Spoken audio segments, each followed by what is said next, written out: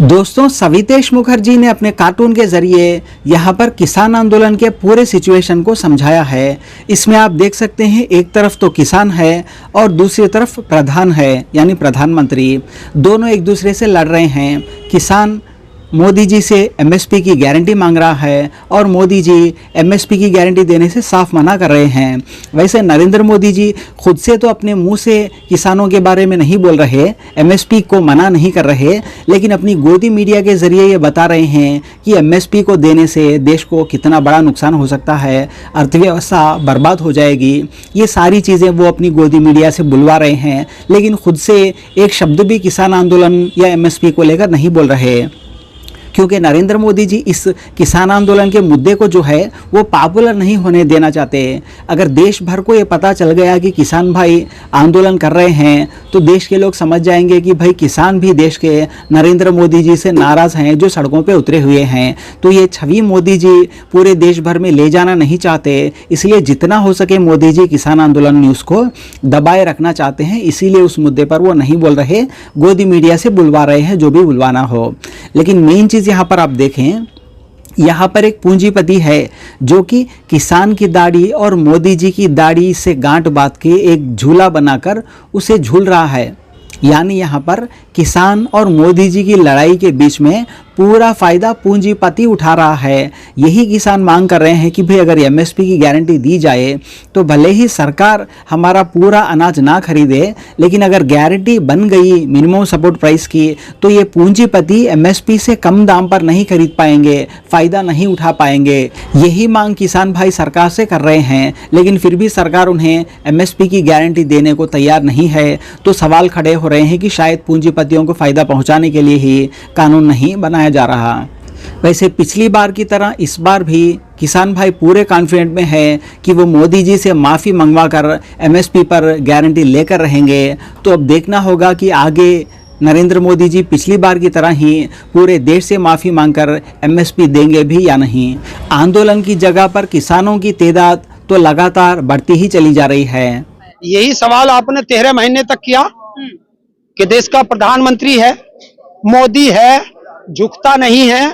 हमने तब भी कहा था कि हमारे ट्रैक्टर में बैक गियर नहीं है, और वो ट्रैक्टर भी 4 लाख ट्रैक्टर भी वही है, 25 लाख किसान भी वही है, और ये दिल्ली भी वही है, और प्रधानमंत्री भी वही है। पहले रुलाया फिर रोएगा। प्रधानमंत्री को बोल रहे हैं आप? है? क्यों रोता नहीं हो? 10 बार तो रो लिया, 11वीं बार भी रो लेगा। ड्रामेबाज है। क्या इतनी क्षमता इस बार दिखाई दे रही है पूरे देश के किसानों? उससे ज्यादा है, पिछली बार से ज्यादा? पिछली बार से ज्यादा है। बता, आज तक भारत के इतिहास में ड्रोन से गोले बरसे होंगे किसी पे? तो अभी तो सरकार भी मजबूती से खड़ी है। अगर किसान मजबूत है तो सरकार भी उतनी तैयारी के साथ है। तो सरकार से कह दो, ऐरा गहरा नहीं, देश का किसान आ रहा है तो धूम धड़ाके से तो स्वागत होगा ही। तो स्वागत तो किया जा रहा है, आगे नहीं जाने दिया जा रहा है। देखो, अभी तक हमने दिल्ली जाने की बात नहीं की। उससे पहले दिल्ली को किले में तब्दील कर दिया गया है। तो ये डर किसका है? किसान का है।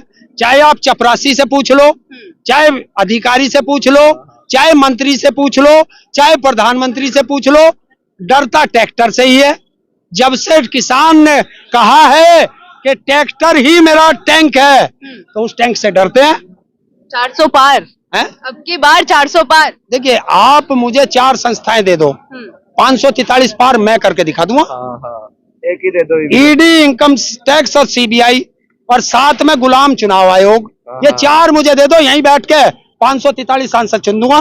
तो अब ये बताइए कैसा होने वाला है ये आंदोलन, अब आगे कैसे बढ़ेगा? इस देश को आंदोलन से ही बचाया जा सकता है, क्योंकि जब सरकारें ना सुने तो आंदोलन ही एक रास्ता बचता है। और ये तो भारत के संविधान में भी लिखा है कि शांतिपूर्वक आंदोलन करना हर देश के नागरिक का अधिकार है। तो हम शांतिपूर्वक आ रहे हैं।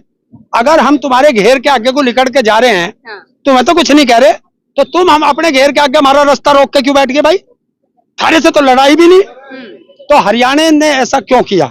ये दिल्ली के आदेश पे किया। शांति बनाए रखने के लिए किया। अशांति किसने की? बॉर्डर पे दिख नहीं रहा है कैसा चल रहा है। नहीं, जब तुम किसी का रास्ता रोकोगे तो कम से कम वो निकलने की कोशिश तो करेगा।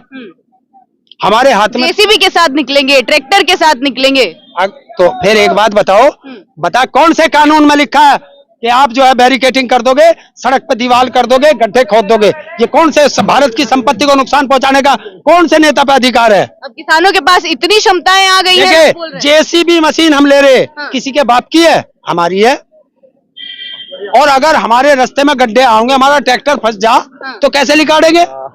जेसीबी से तो ठाके निकालेंगे। मतलब जेसीबी को भी जस्टिफाई कर रहे हैं। मतलब जेसीबी भी अब किसानों का एक हथियार हो गया। ट्रैक्टर हथियार किसने कहा?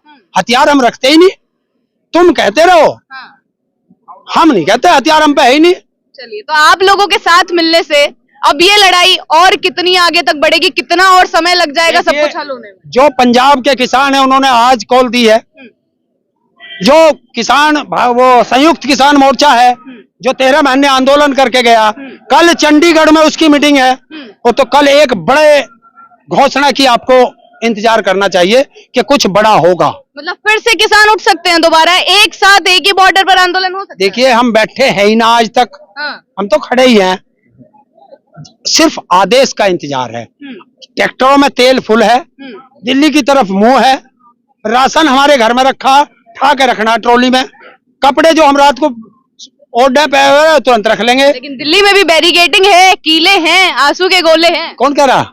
हर जगह हैं। अरे कहाँ है बताइए, इस पे आनंद विहार वाले रास्ते पे कहाँ है कील? तो क्या रास्ते बदलेंगे? क्यों रास्ते? अच्छा, अपनी रणनीति बता दे तुम्हें। मतलब बताएंगे नहीं क्या कल बड़ा होने वाला है? कल आदेश होगा वहां से, कुछ निर्णय आएगा चंडीगढ़ से, और उसको इम्प्लीमेंट हम करेंगे। और देखिए, हमें किसी बॉर्डर पे नहीं जाना, हमें दिल्ली जाना। बॉर्डर पे देश का प्रधानमंत्री नहीं है जिससे हमें मिलना हो, बॉर्डर पे देश का गृह मंत्री नहीं है जिससे हमें मिलना हो। हमें देश के प्रधानमंत्री से सवाल करना है कि जो आपने हमें 26 महीने पहले ये लिखित में दिया था, आज आप उससे भाग क्यों रहे हैं? 26 महीने इंतजार करने के बाद किसान आ रहा है, और कितना इंतजार करें? तो किसान आएगा ही। किसान तो था, किसान दिल्ली जाएगा ही, किसान दिल्ली जाएगा ही। मानेंगे नहीं इस ना। बात? दोस्तों, एमएसपी के मुद्दे को लेकर आप क्या सोचते हैं? क्या सच में किसानों को एमएसपी मिलनी चाहिए या नहीं? आप हमें कमेंट बॉक्स में लिखकर बताएं। Thank you so much guys. किसान दिल्ली जाएगा ही। मानेंगे नहीं इस ना। बात?